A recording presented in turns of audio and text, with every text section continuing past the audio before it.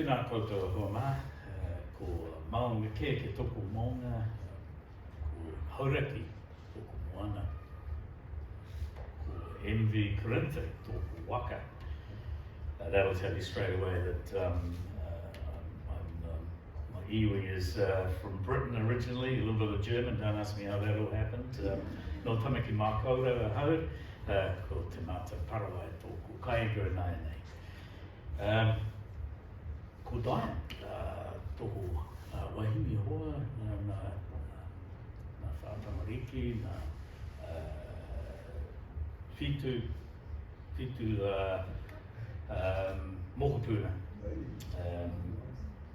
So I'm Phil Pawley, married to Diane, got 4 adult children and 7 mokos, 7.9.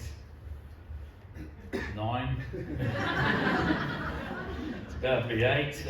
Young Ngāti Whakea. My ancestors came from Leicester, and that was when they were winning at football, and then from Germany, and as I said, I'm not sure how they managed to pull that together. And Diane and I have after circling the globe, ended up living at Te Mata on the Thames coast. We did live just down the road from here at Taniwha Street prior to heading overseas. So I gave my life to Jesus at the tender age of a 21-year-old, so 1978, you can do the maths, and at that point I was a dope-smoking, beer-swilling, blaspheming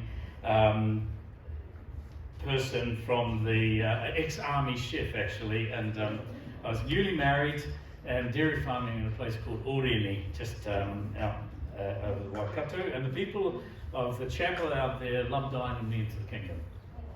My claim to fame is that Craig's old man kicked me in the pants and asked me, why are you not a Christian? Do you believe this and you believe that? So in fact, he led me to the Lord in September 1978. We ended up in Youth with a Mission, which is probably an unusual track for a brethren young believer to end up in, but we had half of our time, well, I could go into the details, but then I wouldn't have time to do anything else. So we had half of our time in YWAM in New Zealand, and we ended up here in the Waikato for about 5 years of that, and then the other half was spent in England, which was, we actually spent 20 years in the UK, a place called St Helens. If you're a rugby league fan, you'll know exactly where it is, because that's the best rugby league team on earth. Well, they're kind of like the Warriors, but they win silverware. That's the difference, really. And they win most of the games. Actually, it's quite a good day today, isn't it, really, with the Warriors having won the other night, and then I'm not allowed to tell you what. Oh, okay, sorry. So it's a really bad day. Sorry. I'm going to go home and watch the game anyway. Yeah, we had 7 years over in the UK in YWAM, and then after that, the rest of the time I was working as a diocesan missioner for the Church of England, Diocese of Liverpool. Please don't ask me how on earth a Baptist brethren boy from the back blocks of the Waikato ended up as an Anglican diocesan missioner, but I did, and it was great fun. It was a wonderful 12 years in my life. We returned there in 2009 for me to take up the lead pastoral role within Morrinsville Baptist. I stepped down from Morrinsville Baptist in 2018, February 2018, to take on the role that I currently have as the National Director of Sports Chaplains in New Zealand. And I'd have to say I'm having a ball. I've never had so much fun in my entire life. This is what I was born for. I get to spend my time with a bunch of people who don't go near church, most of them anyway, and very often end up talking with them about Jesus. I'm currently also a volunteer chaplain to Thames Valley Rugby Union, and their rep team, the Swamp Foxes. And if you don't know about the Swamp Foxes, you need to go get a life. So they're not quite at the level of the All Blacks. Actually, they're at the other end of the structure. But they're a representative team, and they have won recently and done very well. So, that's right, I better put this on, aren't I? I'm in charge of this, of course. So, who am I and why sports chaplaincy? I've always had an interest in sport, but never as a pro. I was a recreational runner. I ran the London Marathon twice. That's my claim to fame. Did it in 4 hours, which is not bad for a fat boy with short legs. I should have been, a hooker, in rugby, that is. And but I never really got that far in rugby. But certainly not a runner anyway.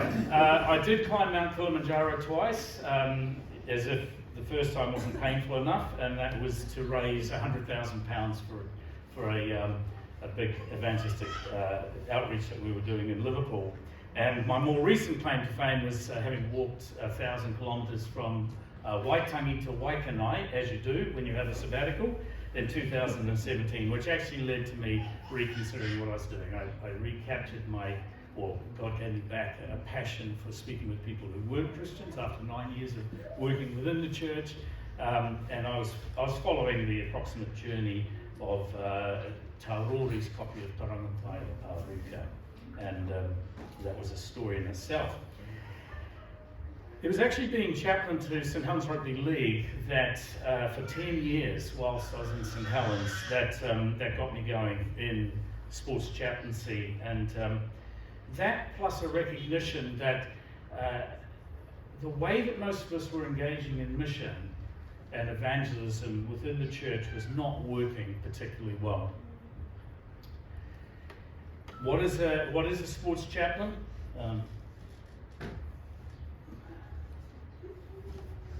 When I do this, you're supposed to print it. Thanks, Kelly. Well, maybe a quote from a pastor who was in Nelson at the time, who I'd been nagging to become a sports chaplain for about 3 years until he finally decided he should ask God about it, and to his surprise, God said yes. Do what Phil's telling you. It's a good idea. Anyway, he said this. He said, after just one season, I can honestly say that it has been one of the most rewarding and enjoyable ministry decisions I've made. Surprisingly, the same grace and anointing to pastor believers is present in supporting and connecting with these mostly irreligious athletes who would unlikely grace the doors of my church. While the church faces the challenge of being light in an increasingly secular world, the sporting community are openly inviting believers in. What an opportunity. The only question is, will we say yes? So what is a chaplain? Just wondering if there's batteries in this. Oh, yeah. Sometimes it's good fun to take them out and then blame the person at the back. What is a chaplain? So I've just put a brief description up there. Basically, a person who either works part or full-time as a volunteer or as a paid person offering pastoral care and wellbeing support out there in our community. There are all kinds of chaplains. Oh, that one worked. There we go. No, that one. You do it, I'll wave. So there's all kinds of chaplaincy in New Zealand, probably about 16 or 17 different forms that I'm aware of, from education, health, police, prisons, military, fire service, business, seafarers, media, music and sport. And whilst I can't vouch for these other forms of chaplaincy, what I see in sports chaplaincy is that we're growing incredibly fast. In fact, so fast we can't keep up with demand. We have way more openings than we have chaplains who are trained up for those. So the way we operate is we're a small team of paid national and regional leaders, national staff and regional leaders, and our role is to promote sports chaplaincy to churches and to sports organisations around the country. We seek to identify people who would make great chaplains, to train them, accredit them and place them, and then look after them in that role. We've currently got over 70 accredited sports chaplains placed in clubs and teams around the country in 16 different sporting codes and at all levels of sport, from Warriors and Breakers right down to Swan Foxes and school teams. And while it's really been exciting watching the growth around this country, it's quite sobering to know that there are over 7,000 sports clubs in Aotearoa, New Zealand, and all of them would benefit from having a sports chaplain. So we've got a massive job ahead of us, and we've only just begun, and we need your help. We need the help of the church right across this country. Just by way of example, I got an email on Thursday from Bay of Plenty Rugby Union, and I went over there I got a couple of days back, and went over there on Thursday to sign a memorandum of understanding with them to provide sports chaplains throughout their structure. That is 38 clubs that they have, all will ultimately, hopefully, have a sports chaplain. It'll take 5 or 7 years to go right through that whole organisation, but the door is wide open for us. And of course, we're immediately providing chaplaincy to the Steamers and to the Volcanics over there, their representative teams. So, what does a sports chaplain do? 3 words: presence, listening, caring. We're invited into a team or a club to provide them with, not just the athletes, but also their whānau, with pastoral care and wellbeing support. And that mainly means being present, just being there, building relationships. Very often it means being at training, at home games, or wherever else the people of that community need us. We spend a lot of time listening, asking empowering questions, learning and building relationships of trust. We get to help people in all kinds of ways, all kinds of pastoral needs that crop up from time to time, and sometimes it's just giving advice and suggestions, support, and if we feel that it's necessary, we'll refer them on to professional support and help. We get to pray with people, and when they ask us deeper spiritual questions, then we get to share Jesus with them as well. What we'll do is just have a quick look at this video that it's hot off the press. It's about to wake up.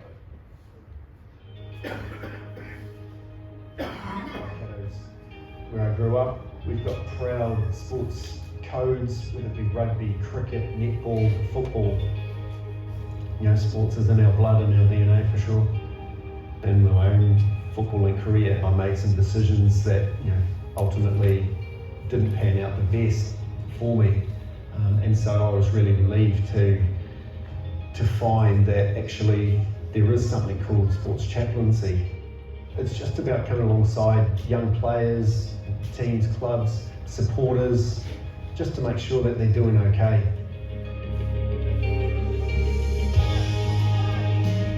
Sometimes we can get so focused on winning on the day that we miss the more important things of life, the longer term impact of both sport but also life generally on people. So sports chaplaincy is providing pastoral care and wellbeing support to athletes and sports officials, coaches, referees and their family. We're not trying to help them win on the field necessarily, although that's always an added bonus. We want them to win at the whole of life. It's the way that holistically you can look after your players and you can get them to think, and Phil's been a major driver in that, and it's really good as a board member to sidle up to Phil and say, oh mate, you know, I'm finding this really difficult, and he'll give me some advice or chat away, and I leave always feeling better because he's such a good listener and he's been around sport a lot as well. We help out with pastoral care just by being present. With the rugby boys, I'm there training on Thursday nights and I get to most of their games, particularly their home games. Just being around, they know who I am, and it's the same with the rugby refs, just so we can be seen there, not just for me personally with the schoolboys, just for the boys, but for their parents, for the coaches, for anyone that wants to talk to you.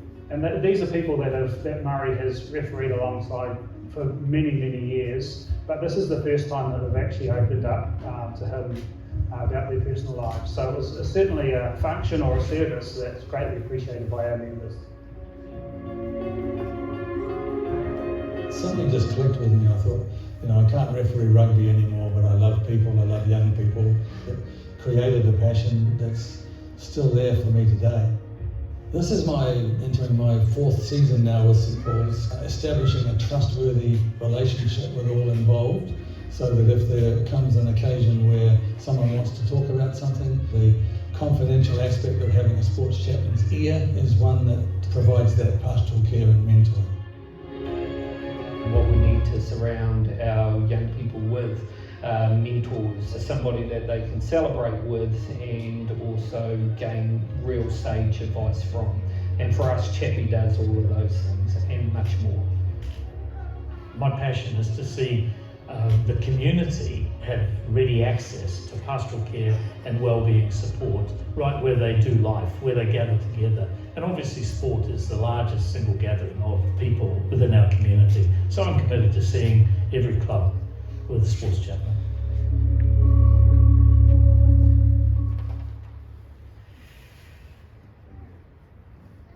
Amen. I was younger then, by the way. Same day. One of the things you might notice is that we start where people are and we go on a journey with them. We don't start with them where we might want them to be. We don't start by trying to invite them into our realm, but we go into their realm. And we're in it for the long haul. We're seeking to make a difference in people's lives, building real and genuine relationships and building trust with them. So we're not in it to proselytize. Now, if you know me, you know I'm an evangelist, so I'm always wanting to share Jesus with people, and I'm stoked when people actually ask us about our faith and we get the opportunity to share Jesus with them as a result of that. But it's because of their invitation rather than us trying to force something down their throats. It's much more I'd like to say about Sports Chaplains here, but I really want to move on and just use Luke 24, share from that and let you join up some of the dots. Because what I'm going to share, I think, is good, not just for the sporting community, but all kinds of existing communities within our society, out there in our town. So in Luke 24, and thank you for reading that, it was brilliant. This account is immediately after the resurrection, and Luke clearly gives it a priority. So I think it's got something important to say to us, and to say to us today. And the first thing is that, there we go. Did that work? Two of them were going to Emmaus. And it may not occur to you just what this is saying, but they were heading in the wrong direction. Like, Jerusalem is the center, it's the capital of the spiritual world. It's the center of the universe as far as the Jews were concerned. And it's certainly the location of the house of God and the place of his presence and his glory. And so they're going in the wrong direction. They're discouraged. They've lost hope. They didn't understand what was going on. Isn't that kind of apt description for many of us today? You know, it's not just us, by the way, but many in our community feel exactly like that. Okay, these were two disciples. We don't know who they were, whether they were part of the 12 or whether they were part of the bigger band. But that tempts us to think that this account speaks only to the church. But I think we need to change our way of thinking and stop dividing the world into saved and unsaved, Christian and non-Christian, them and us. Let's think differently. Let's try and think about the world as God looks at the world. And so let's think instead of only us, humans. It's us. We're all in this together. You remember John 3:16, for God so loved the whole world that he sent his only son? The truth is, we're all lost. We're all without hope when we lose sight of Jesus. So I want to just put it out there and suggest that maybe the way to go about mission in the 21st century is that we let God be the judge of who's in and who's out. Our task is to love people as God does. And so far as I can see, he loves them with an everlasting and an amazing love. And I think for too long, the church has been diverted into a moralism. You'd think actually our calling were to be the moral police of society, but that's not actually what Jesus has called us to be at all. In fact, weren't we called to be friends of sinners? Isn't that the example he gave us? Maybe our goal in life should be to earn the same reputation that Jesus had.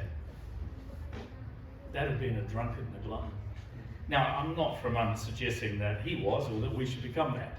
But I do think that it would be great if we got tarred with that same brush, and that because of our great love for the people around us and our association with lives that are fraught, that are broken, that we ended up earning that. You know, even lives that look pretty good on the surface, as is the case in many sports people, you can find a whole lot of brokenness underneath that surface. So Jesus came near and he went with them. And I love this picture, and I love it for a bunch of reasons, probably way too many than I can just deal with today. But if God has a method of mission, then I think this is it. It is almost certainly incarnation. I don't think God does methods, by the way, but nonetheless, when God seeks to rescue the world, he enters into the world, he becomes one of us. He does life with us. He draws near to us and goes on a journey with us. In the wrong direction, by the way, away from Jerusalem. Strange. That's the way of God.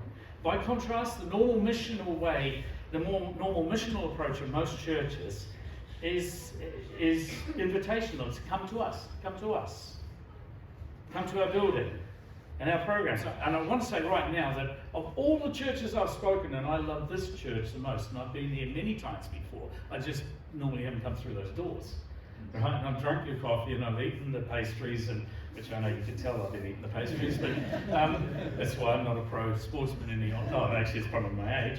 But I've been here, and of all the invitational things I see in the church, this has got to be way up there as being one of the best things. But it's still a major step from the cafe into here. So when we look at the way we go about church, and we have our invitation and our programs and so on, what we are actually saying to people is you leave your culture and come and join ours and adopt our culture. Well, it sounds a little bit like the colonialism that we inherited from our forebears, doesn't it? You leave your friends and come and make new friends here. We've got the truth and we're going to tell you what it is. A little bit like Christendom. So it's not that our programs are without value, but maybe they're becoming less and less effective as the world around us changes. Like it or not, we're no longer the centre of society. If we ever were in Aotearoa, New Zealand. But we're on the margins, and that means we have to be the ones who move back into the community. In sports chaplaincy, presence is everything. In fact, in all forms of chaplaincy, being with people, drawing near to them, going with them, even when it seems to be heading in the wrong direction. I love that Jesus went to some very dodgy places and sat with some very dodgy characters, and he was never afraid of the damage it might do to his reputation. We've got to exercise wisdom here, folks. You know, if you've got a problem with alcohol, then I suggest it's probably not the best thing to go to the pub. If you've got a problem with lust, well, don't be working with prostitutes. If you've got a problem with gambling, stay out of the casinos. You know, use common sense. Oh, by the way, don't just get wise about that, but also get healed, get set free so that you can be all God wants you to be. But don't lead yourself into temptation. There are plenty of opportunities and other ways to serve God, like sports, for instance. So they stood still there and they looked sad. Their world had been literally tipped upside down in those few short days since the triumph of Palm Sunday. Their dream had gone. Their long-awaited Messiah, who was hopefully going to smite the Romans, well, he'd been killed by the Romans, and their hope was literally shattered. Maybe they'd been hoping for the wrong things.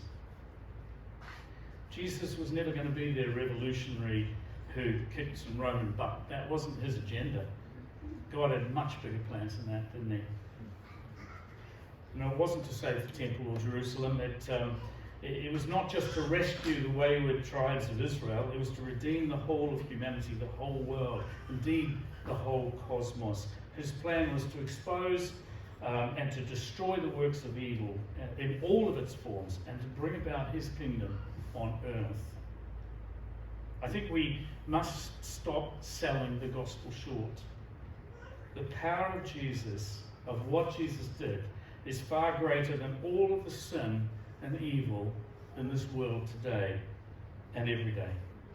And yet most Christians that I meet are kind of sitting around, and this has got worse, I'd say, since COVID and since Putin and China's saber rattling, and there's this tendency to be sitting around, wringing our hands, waiting for the end to come.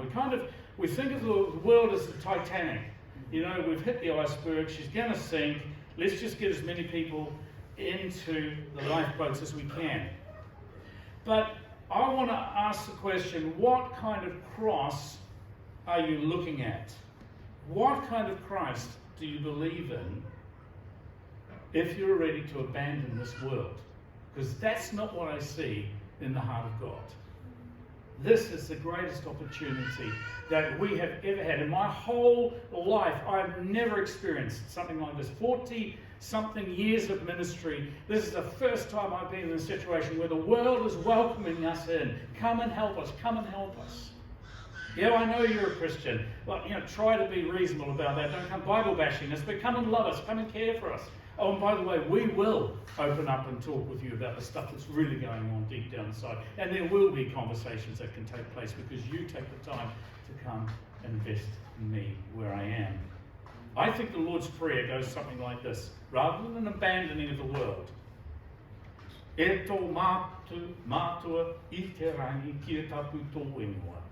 Kia tae mai tō rangatira, kia mea tia tau e pai ai, ki runga, ki te whenua, kia rite anō ki tō. Your kingdom come, your will be done here on earth as it is in heaven. We live in a world that is, it's got lots of disappointments, lots of fear, lots of anxiety and mistrust. And surely as disciples of the risen Lord Jesus, we have something to contribute into our world today.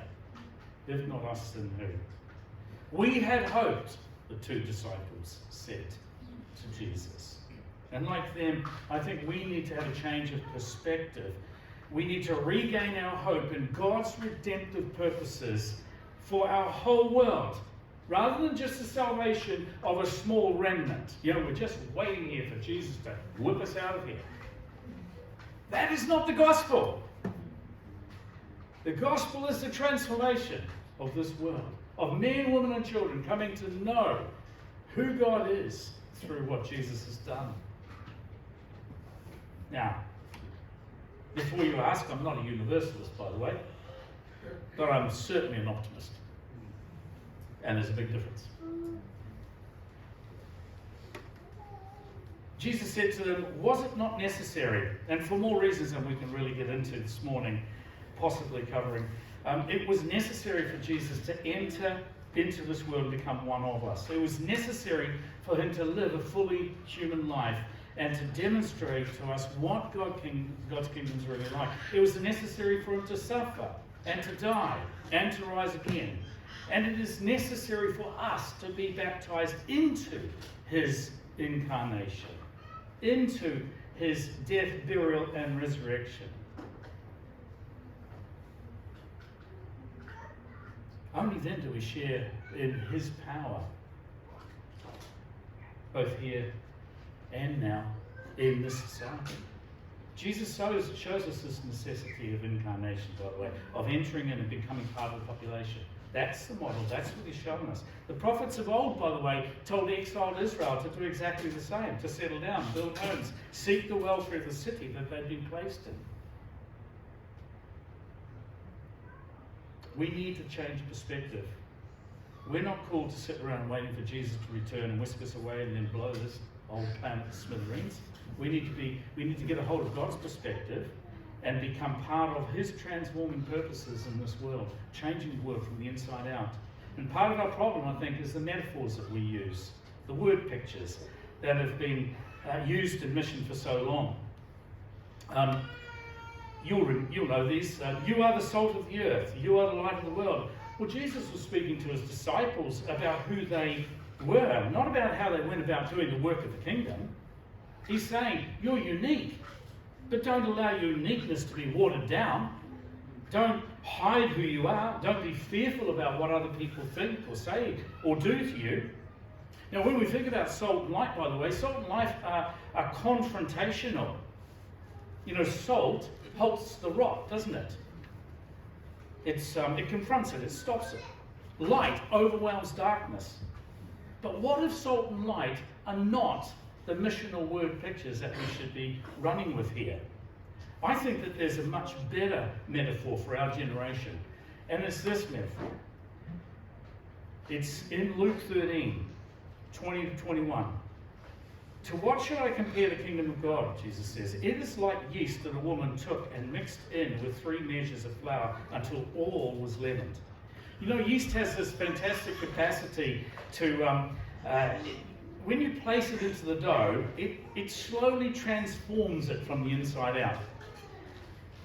If ever there was a metaphor to kind of describe God's way of doing things, I think this is it. We are placed into the lump, not the other way around. Actually, I forgot. I was going to bring a whole bunch of yeast and throw it at you. So, I don't know if you're vacuuming, but I left it in the fridge so you're safe, especially if you're allergic to yeast. You know, we're placed into the lump. The lump's not placed into the yeast. And if you think about that change of thinking about how we go about mission and evangelism, it is utterly profound. Recognizing yeast takes time. So, you know, we've got to stop thinking about our short-term evangelistic programs where we try and line everybody up and hit them with the gospel. Now, sometimes that works because the person's ready. You know, what Malcolm did for me was gave me a boot in the pants that I needed. It was the right moment. But what happened before I met Malcolm Burrow was that I had a bunch of people who loved me to the point where I could hear that message. And we're trying to do that without any of this. That's what's got to change. You know, we're running around looking for the good soil, but the good soil in our society is reducing all the time. Because we live in a world that no longer knows the stories of Jesus. You know, gone are the days when our population lived under the mainly Christian umbrella, that meta-narrative or that story. Most people today, they only know about Santa Claus and the Easter Bunny. And yet we're trying to tell them to give their lives to Jesus. Jesus who? Let's start where people are, not where we might want them to be. Jesus took bread, he blessed it and he broke it. And I love that in the ordinariness of a meal, Jesus opens the eyes of those who could not see who he is. Do you get it? Imagine what might happen if we have that kind of relationship with the people in our community. What if we do life with them?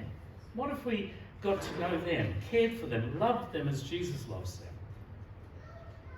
Jesus shows us that we must learn to sit and eat with tax collectors and prostitutes and rugby players and those who play other sports like basketball and netball, and they row and they run and they cycle and they swim and they do gymnastics and 100 other sporting activities in this country. Wherever people gather, we must go. We must become the yeast placed into that lump, that dough. We must be the vulnerable ones who enter in and do life with people on their terms. That's what being yeast is all about. We must build relationships, genuine relationships with people. You know, there was a stage I remember where we were told to go and make friends for Jesus. Look, if somebody had done that to me, if they tried to make friends with me for Jesus, I would have told them in no uncertain terms and with my army lingo where to go. You know, if you don't want to be my friend for who I am, I'm not interested. We don't go and make friends for Jesus. Make friends because these people are created in his image. They are valuable. They are why he died on the cross, yeah. But go and make friends with them because actually friendship is the beginning of everything. Genuine relationship, trust relationships. Without that, we don't have the right to speak. Our society is rotting because we're stuck in the salt cellar. Our community languishes in the dark because our lights are still hidden underneath the basket. I believe it's time for us to allow ourselves to be kneaded into some lump somewhere, some existing group in our city, some existing group within our region. And then we'll begin to have that long-term transformative power and approach, you know, by committing ourselves to people, not just for a few weeks, but for a year or year after year after year. When people want to become a sports chaplain, I say to them, how long for? You see, if you want to be a sports chaplain, well, there's several problems we have. First of all, I could get no end of people who want to be sports chaplains to the All Blacks, right? I ask people, who do you want to be a sports chaplain to? Oh, the All Blacks, right? I go, well, would you be prepared to be a sports chaplain to Melville High's first 15? Oh, no. Actually, I don't want you as a sports chaplain for the All Blacks, because if you're not prepared to serve at that level, what makes you think you're going to be able to serve at another level? Yeah. Other people, well, yeah, I could do this for a little while. How much is that person's life worth that you're going to go and build a relationship with? Are you going to start here and, oh, you know, it's a bit tough, I'll go over here, no, it's a bit tough, I'll go over there. When I kicked off at St Helens Rugby League, sorry for the time. When I kicked off at St Helens Rugby League, it took probably 2 years to find a place of acceptance, just a little bit amongst the team and some of their families. And then eventually, Daniel Anderson rocks up there. This was year 5. I've been a chaplain for 5 years. 5 hard years, hardly any fruit. And I've been praying for that team, and I've been praying for their families, and I've visited people in hospital. I've done all the pastoral care things you can imagine. And then Anderson turns up and he asked me what I did. I told him, he said, well, just keep doing that for the next 3 months, we'll have a conversation. And then he said to me, after 3 months, I like what you're doing, can you do more? And so he asked me to get involved in the backroom staff. And the last 5 years, what I'm saying is this, that was a decade of my life invested into that community of people. When I started, there were no chaplains in rugby league. When I finished, 8 of the Super League teams had chaplains. Today, every professional and semi-professional rugby league club within the United Kingdom must have a sports chaplain. 20-something years later. If you're looking for a short-term fix, forget it. People don't need a short-term fix. They need those who are going to love them and invest in their lives and go the distance with them and sit and eat with them and listen to their grizzling and pray with them and help them, and eventually, bit by bit, some of them will open up and say, tell me more. You don't have to be a professional sports person. You don't even have to, well, you probably need to like sports. If you don't like sports, you don't be a police chaplain. So a prison chaplain, if you're really, really sad. So we've got to do the time. We've got to do the time with people and recognize that for God so loved them that he rocked up on this planet, became one of us. If God was prepared to go to that extremity, to allow, you know, the Son of God to be beaten up, put to death on a cross, and we go, oh, you know, I'll give it a year, see what happens. Don't start. Don't start. This is a long journey. By the way, one of the things the Lord spoke to my heart recently about was the parable of the soils. You know the story of the parable of the soils? You've got the pathways, you've got the weedy soil, you've got the rocky soil, and then you've got the good soil. And I came to faith at the time there was quite a bit of good soil around. So, you know, Louis Palau filled up the stadium there, and a whole bunch of people went forward and gave their lives to Jesus. And in fact, my uncle and auntie did. It was wonderful. But those people had already prepared soil in their life. They'd done Bible in schools, they'd done Sunday school, they'd gone through this and that, and they had good soil. Today, we don't have that. Actually, what we're faced with are people whose lives are like a pathway. They're downtrodden, they're beaten up, and somebody needs to help those people see their pathways that everybody's been walking over them, help that get turned back into good soil, right? Other people, you know, their lives are absolutely cluttered with all kinds of junk. How are we going to help them pull those weeds out so that eventually when seed is thrown onto that soil, it will take root? It takes time to help people weed their soil and get good soil. And for those whose lives are full of rocks and are shallow, you know, you go down to Canterbury, do you know what they do? They rake their soil and put all the rocks to one side. If you go to Israel, what do? They hoe over the ground, they pick up the rocks and they build fences out of them. And they keep doing this. They hoe it up again and again and again until they get enough depth that the seed can take root and it can withstand the firm winds that blow down off the mountains. There's plenty of good soil in this community, but we have to take the time and effort to love people and care for people and journey with people so that we can help turn over those pathways, we can help weed their lives, we can help them pull the rocks out and get depths. You know the thing about the parable of the soils I love? Jesus goes like this. The farmer is God, and what does he do? He throws soil, he throws seed onto all of those soil types. So that tells you what God is thinking. Do the hard yards, do the mahi. Right? That's going to take time, that's going to take commitment to people, that's journeying with people until their soil is deep enough to take it. I'm about to wrap it up, you'll be pleased to know. We're going to skip Vincent, and let me just finish with this. How do you get involved in something like this? Well, you don't have to be good at sport, you just need to love people. It's important to have some life experience, some pastoral skills, but you don't have to be a pro. We can train you, credit you, and help you find a suitable place and support you in that role. And if you can't and don't think sports chaplaincy is for you, well, there are plenty of other opportunities out there that you can get involved in. You could pray. If you have a phone, you would do me a huge favour if you took it out right now and set an alarm so that at 2 minutes past 10 every day you just stopped and prayed this simple prayer. Father, thrust more workers out into the field. Luke 10:02. If I can get 1,000 people praying every day at 2 minutes past 10, do you think that might start to shift something in our country? So, and if you want to be even more specific, just pray for more chaplains, because I need hundreds of them to fill all the opportunities we have. 10:02, put it in your phone, and you could probably skip Sunday because church has probably started at that point, but I've got mine doing Monday through Saturday.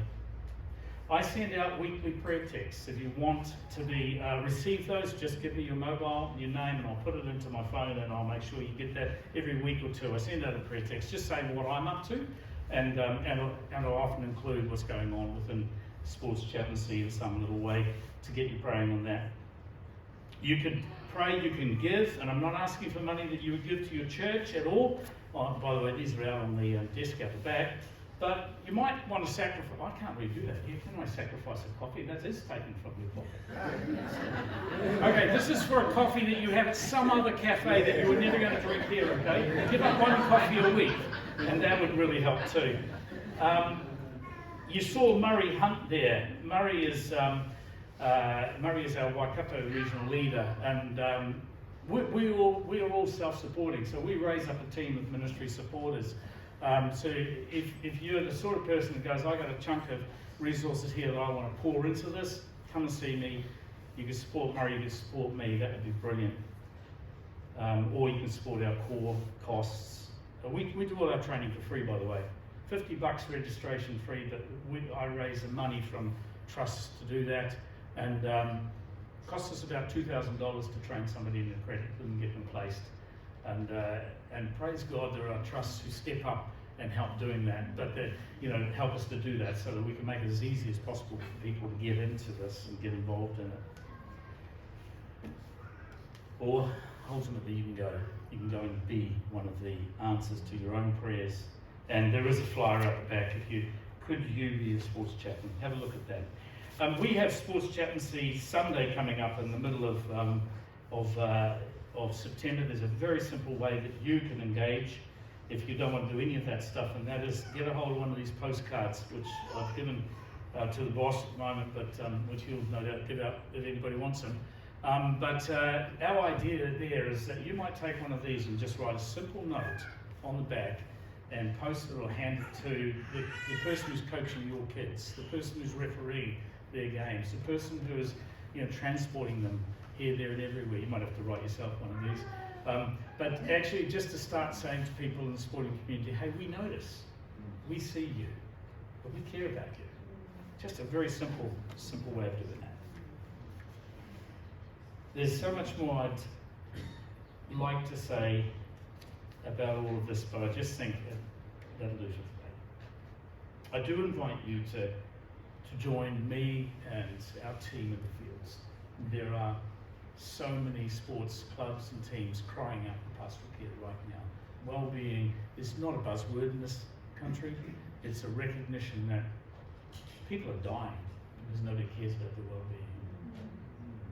I could have talked about Sean Tainui, which has been one of the prompts for the Bay Rugby to do something about chaplaincy. And we could talk about Olivia Podmore and her suicide.